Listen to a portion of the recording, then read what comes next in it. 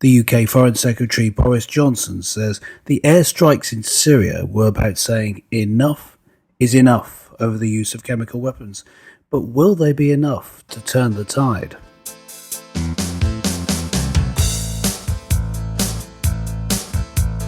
Hello and welcome to the show. Colourful conversations with Clergyman Pete and Businessman Mark. This week we debate Syrian airstrikes, truth and consequences.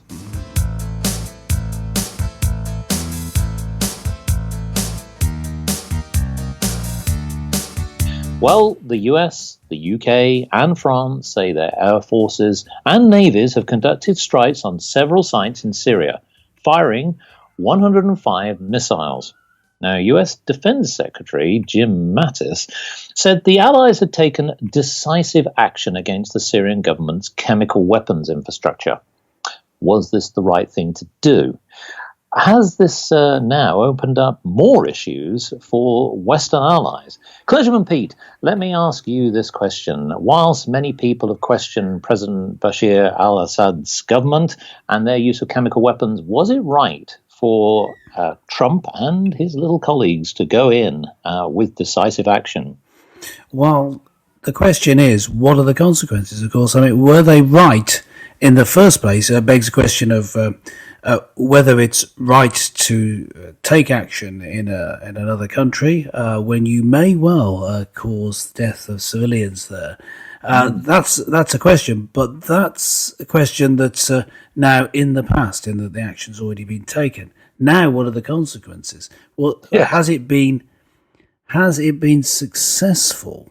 Is a question that you can ask. In that, is it going to turn the tide? Is it going to stop or deter future use within this conflict of chemical weapons? And is it, rather the opposite, going to stir up a response, maybe from Russia, who are an actor in that region, that would result in something far more damaging to world security, maybe being known in the future as World War III? Oh, well, my word. Now, there's a bold claim. That escalated quickly. Yeah. Well, I must say, I mean, that's a bold prediction, but I don't know whether we're quite there yet. But the one thing that is a question. Yeah. Well, indeed, I think my answer is we're not there yet. But I do think that the one thing that many analysts who know about the Syrian situation, and of course the tension within the region, is that you say that there are lots of other players. Of course, you mentioned Russia. Of course, we have to mention some of the other ones, like Iran, sitting on the periphery there, looking at what's going on.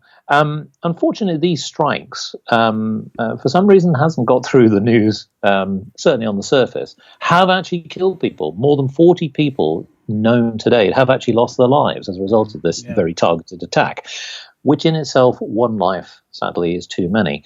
But I agree. The question, of course, here is that was it the right thing to do? Now, many people in the United Kingdom, certainly British Parliament, are saying that actually what Theresa May did, along with Macron and Trump, was actually wrong. What they should have done is that they should have held a parliamentary debate and made it more of a democratic approach. Now, leader of the opposition, which is Jeremy Corbyn, has said that actually he's now questioning the whole legality of the action. Is he right? Is it actually that Theresa May has done something illegal here? Well, my understanding is that such actions can be carried out by the Prime Minister, but that you need permission for the funding of them. That was my understanding. And so if that is the case, if I'm correct on that, then it's not that it was illegal, it's that she's now used up a large part of the budget, because it was very expensive, of course. You're talking about hundreds of thousands of pounds on one night. I mean, that's some hangover you got in the morning, isn't it? A few £100,000 down the drain. Well, and of course, America would have spent even more, and the French. But as listeners to the show know, we don't care about the French, so that doesn't matter. But the legality, of course, could equally be levelled. The problem with legality, rather, could also be levelled at Donald Trump, as he didn't go to Congress for permission. I don't know about Macron in France, but well, refer to my comment earlier. So it's a difficult one in that it's been, whether it's technically legal or not, it was an undemocratic decision. Yes. And I think that the people were not behind it. I mean, the question then is, was this a case where you needed to have a leader making a decision because it was impossible for the people, in this case only extending to Parliament, to know all the facts? Maybe just the government knows the facts and they can't reveal it to the rest of Parliament. It's just a possibility. I'm saying that's the case. That there are certain facts that can't be divulged publicly that made this the right course of action. Unlikely, maybe, but it's just possible. I want to talk about the consequences here, because the truth is, you're right, it happened, it's done, and unfortunately, whether we like it or not, we've now got to deal with the consequence. But when you actually sort of open up this point here, we've seen there's a bit of history here, okay, in a slightly different context, under different circumstances, but yeah, chemicals come back to haunt us, don't they, here? So when we look at what happened in Iraq, for example, where we were witch hunting there, we couldn't find any when Tony Blair was the Prime Minister, and George W. Bush, of course, twisted his arm. We went in, and of course, obviously, Saddam Hussein was deposed eventually. But look at the consequence. We've seen, certainly in recent times, with Syrian people fleeing to various parts of Europe, that this has caused a lot of social problems. But at the same time, going in with military action, and I'm thinking particular with Russia, what does this now mean? Because actually, is this now not opening up the door to warfare? Effectively the use of targeted attacks. So what we might see as a target attack in one area, Russia might suddenly decide to think, okay, well, maybe we might target some military bases elsewhere, or possibly some military or naval fleets. So here's a little thought which just makes people think about consequence of war. And it's called ready, aim, expire. A targeted military missile threat can make the world sit and sweat, as some will fuss and frantically fret, while others will be forever in your debt. So if you like playing Russian roulette and persist through terror with no regret, the killer question you must not forget: will your enemy be as equally dead set? So something to think about there. And in fact, the Russia, as we know, has already openly pointed out that they believe that a lot of this has been staging in their view. Effectively, that there's a lot of political theatre around this idea of the target attack. So just want to get your thoughts in terms of, well, what do you think Putin's thinking here right now about these targeted attacks? Well, now his claims are, at least Russian spokesmen have claimed that Britain staged the attack. It was all fabricated. Yes. Now, assuming that isn't true, we don't know that's true, what does he actually think? Well, if he's saying that, and that's his line of attack, and there has been no military response, which there could have been. It was in the capability of Russia to then target British, French, and American ships, where the aircraft came from. They could have done that. In fact, Syria itself could have tried to shoot down aeroplanes and make an attack itself. The fact that they haven't means, I think, what they're thinking, and I think what Putin is thinking, I think that he's been a little surprised by how it was done. Let me just take you back a few days to the much maligned tweeting of Donald Trump, who was tweeting about missiles coming and they're going to be smart, was in his tweet. It seemed a little too over the top and aggressive. And then you have this decisive bombing campaign, and Trump then indicating that it is over, mission accomplished, he says, echoing the words of a previous president over the war in Iraq. Now, the way that he seems that Trump has done it, so I took you back to how he made it so that you couldn't read when he was going to do it. It seemed like he was is he just tweeting and being overblown? Is he not going to send weapons? Then he just suddenly sends them. It may be that this has unsettled Putin and the Russians. They don't know what he's going to do, which gives him a possibility. If he is indeed playing 4D chess, which is sometimes people claim, this has been a claim of people who support Trump, sometimes said to be on the Trump train, that he plays 4D chess. Is he playing 4D chess with Syria and with Putin being little pawns in his game? Is he, in fact, that skillful in strategy that he's outmaneuvered Putin, such that Putin, realizing that he can't win an out-and-out war with the US and not being able to read Trump, has had to simply back down and not respond? Well, possibly, but I would like to bring in a comment here that was made, and I don't normally take much credit from this individual. This is Nicola Sturgeon, who is the Scottish First Minister, but it's always worth quoting on some occasions. But this time, I think she may have a point, and she described the legal basis for this intervention as thin. Now, here's a couple of points that was made in an interview in recent times. It says, airstrikes may make Western leaders feel they're doing something, she said. But this is the key. In this case, it feels as if it's more to do with a macho strongman standoff between Trump and Putin than it is to do with really delivering peace in Syria. That should not be the criteria against which decisions about UK military action is taken. Well, there is some truth in that. So when we talk about truth and consequence, the truth is, as to your point, actually, there is a bit of a macho standoff going on here. Is Trump playing a very clever game? Well, the danger is, even if he is playing a very clever game, I wonder whether the UK, France, and others are the pawns. Yes. We've seen this before, and I'm just wondering whether people are just not learning from the past. To me, when you take military action, I personally feel it's the last possible measure.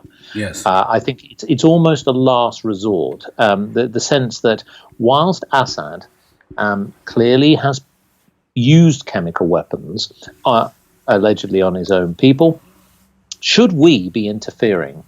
What is the bigger game here? And I think the bigger game, if we actually look back now and say, hold on, is this not just really a game between Putin and Trump? Yes. And really, the chessboard is Syria. Yeah. And what we are is we're just little pieces being maneuvered around the board to get to their end goal. Yes. Well, yes, I think that you're right in that what we're saying is it is a sort of a chess game. It is a game being played. I think that Trump is more savvy and more with it, so it understands more and is more in control of the US government than many people have supposed in the past, which can be seen by the fact that he seems to be unpredictable and not controlled by people. And I think that that's fine, but what's not fine is that the strategy he's pursuing is very, very high risk, and that's my problem with it. Of course, if he turns out to have been successful, and success means a de-escalation of the war in the ongoing war in the region, removal of ISIS, or at least a containment of them, and a removal of foreign troops from the soil. Now, that may well be part of Trump's plan, because after a big blustery show, and then him saying, this is a quote from Trump, "We are locked and loaded," so they're ready to go again if there is any more use of chemical weapons, shows that he can then withdraw troops and say, well, we'll be back if there's any trouble. Having made a big show, it's demonstrating that he can act. No, but I think what I want to do is cut through all the nonsense of war. Cut through through to what we really want. We want peace.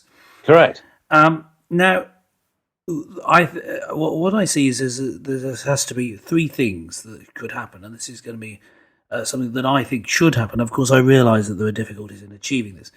The first thing is I think that there should be a withdrawal of foreign troops from the Middle East. I don't think you should be there on an occupying power effectively, even though not in name. I think U.S. troops should pull out, and the British troops should pull out of the area. I think that this should be done in conjunction. That's the first thing. With the second thing, a really strict clamping down of border control, stopping people people from the area coming into the UK, coupled with support for refugees in the area. So we could, in other words, encouraging neighbouring countries through a grant aid to help house refugees. You're talking more about a humanitarian intervention as opposed to military, but not letting them into the country, because if you let them into the country, certainly after this act of what they'll regard as war, whether it's classed as that by us or not, we'll be sending more terrorists to come and attack us. So you've got to have both. So you withdraw. You withdraw in a proper manner without telling them when you're going to do it, and do a mopping up operation to make sure that ISIS is removed, and any other people violent elements trying to take their place have also been neutered. You pull out in a way which you don't let them know what you're doing. So you certainly don't telegraph it, as Obama did. If you remember, he gave a timetable of withdrawal, which was a big mistake. And the third thing is something different. So first, withdraw. Second, tighten up the borders. And the third thing is encourage the drilling for oil in the US and fracking, which includes in the UK.